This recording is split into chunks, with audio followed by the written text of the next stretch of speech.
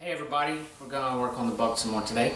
It's been a couple of weeks since I've worked on the car. I've been working on a bunch of house projects. I've crawled under the crawl space over here and leveled out the ground, trying to take care of the water problem.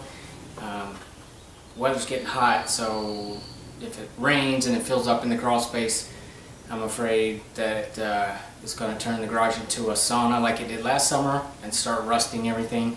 So I decided to try to tackle that problem before the weather got really hot. Today's gorgeous. It's 27C, about 79F, and it hasn't rained in weeks. We need some rain, but the weather sure has been nice. Got a lot of stuff done, but need to get back to work on this bug. And gonna work on the Decklid some more. I'm sure you're getting sick of watching videos about the Decklid. I'm certainly getting sick of working on it. Gotta hurry up and get this thing finished so I can move on to the package tray and finishing up the welding on the heater channels. And then the doors, and then panel fitment, and then Bondo and paint. That's gonna be a long time from now. We'll see how it goes. So I found some new issues with the Decklid, and I'm going to show that to you now. There's the Decklid all mounted up. The gaps look really good on this side, the passenger side, and down where the Decklid meets the body, just beautiful. All the way to the end. Driver's side is a different story. Let's take a look at that. On the driver's side, at the top, it has dropped down a little bit. I think I'm gonna cut the hinge mount, move it up a hair, and re-weld it for the fourth time, and hopefully the last time. But then as you watch the panel gap down where it meets the body, there's a bit of a problem. Panel gap gets really wide right at the bottom, and it looks to me like there's a kink in the Decklid. So you're looking at the front of the Decklid, you'll see a spot of rust right here and another spot of rust right here, and it looks like maybe the bottom edge was bent down and it kinked a little bit on this side. So that's going to require a little bit of hammer and dolly and try to bang that back straight. There's also a really bad bend in the body right where the license plate light mounts. This top hole here has got an edge that's just really bent up. I'm trying to get a side shot of that, so I'm gonna have to try to hammer that back straight. And I've also decided I'm gonna redo the weld on the spring perch. So I got a new tool set up for that.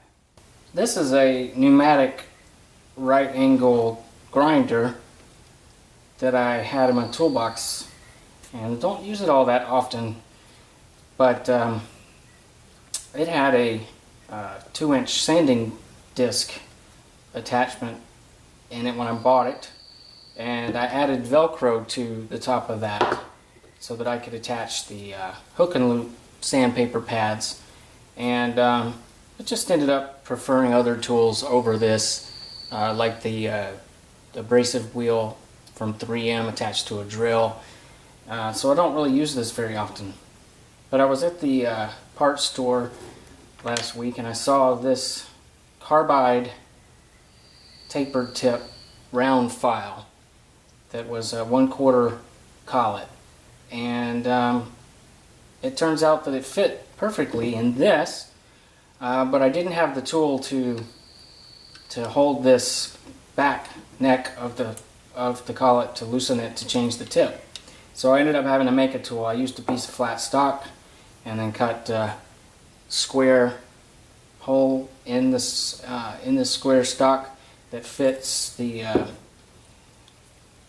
right over that, so you can hold it still, and then use a wrench to loosen the collet, change the attachment, and going to try to use that to get in there and grind off that weld and redo it on the spring perch. So the tools that came with my Dremel tool are, you know, these little round files like this one, and they are not carbide. The ones that come with the Dremel tool are just some kind of hardened steel, and they don't work. You sit there and grind away on metal all day and it just gets hot. It doesn't really take away any metal. So I was able to find the identical piece at the Home Depot that is carbide, and it works beautifully. Really takes away a lot of metal as you grind. Problem is my Dremel tool died, so gonna have to get a new one of those. So hopefully this this 1/4 inch carbide tool in a right angle die grinder is going to make quick work of removing those welds and making a nice V groove where the new weld will go. So let's give that a shot.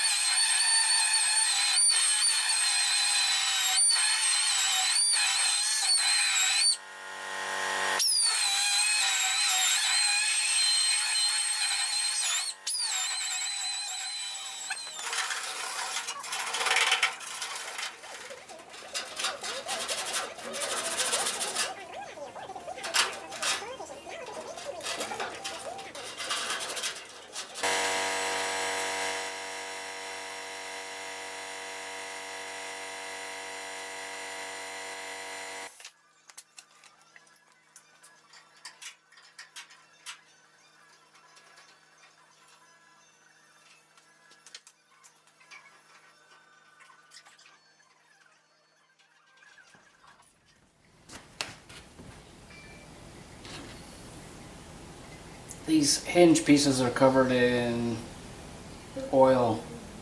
Obviously they were in a smoker and it's just yuck. Let's see if I can get this green to simple green.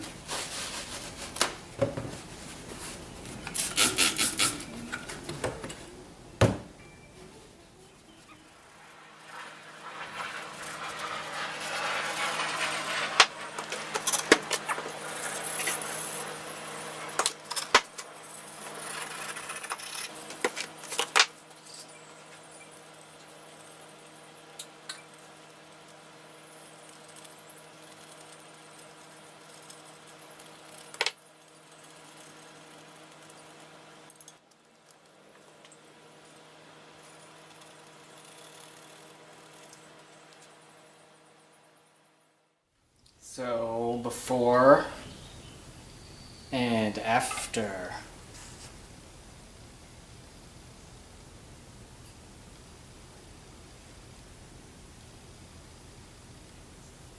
That is nasty.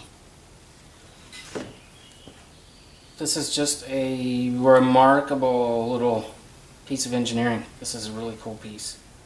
There's two stampings, the one on the outer and the one on the inner, and they're sandwiched together and spot welded all along here.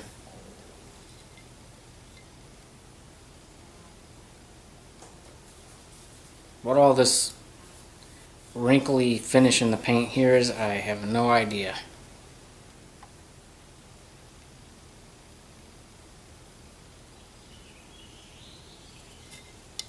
This is pretty cool too. So where it mounts to the brackets welded to the body, there's this plate to spread the force out, and the holes are slotted to allow for adjustment to get the alignment on the deck lid just right with the body.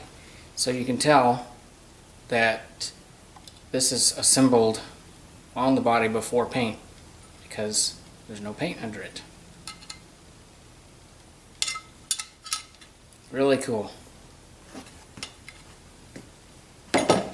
One down, one to go. Second thought, I'm not going to cut that loose and redo it. The angle on this one is about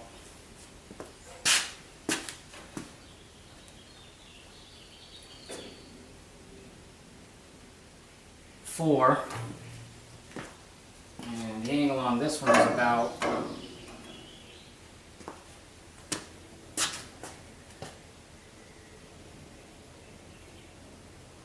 5 to 6 degrees, and the measurements are almost identical.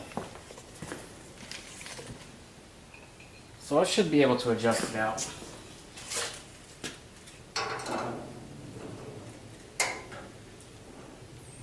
That's about 2 5/16 of an inch.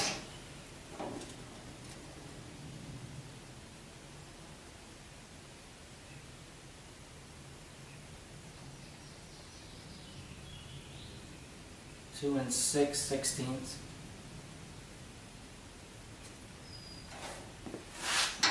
It's hard to find a place to measure because this is curved, but that's close enough. I'm not going to cut that off and redo it.